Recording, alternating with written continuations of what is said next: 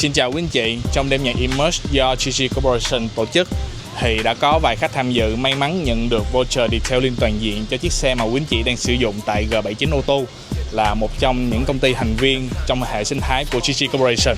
G79 Auto không chỉ là nơi mua bán, trao đổi và ký gửi những dòng xe hơi hạng sang đã qua sử dụng, mà còn là nơi cung cấp những dịch vụ sửa chữa cũng như là chăm sóc những chiếc xe, những phương tiện di chuyển hàng ngày của quý anh chị các bạn. Và trong video này em Nam sẽ không giới thiệu những chiếc xe mà em Nam đang bán tại G79 Auto, mà em Nam sẽ giới thiệu cho quý anh chị thành quả mà team dịch vụ đã dành thời gian để chăm sóc, spa lại cho chiếc xe Lexus RX 350 này. Quý anh chị cùng xem nhé.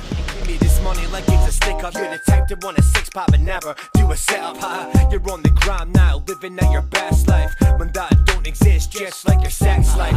And on the dating apps, all you get are left swipes. I know what you're worth, just like an ex-wife. So drop the other shit. You're looking silly, bro. You ain't no bad boy, my bro works for Diddy, bro. It ain't no biggie though. I know you see me glow. Instead of giving props, you wanna act like you didn't know. And all these looks from these guys ain't a fact.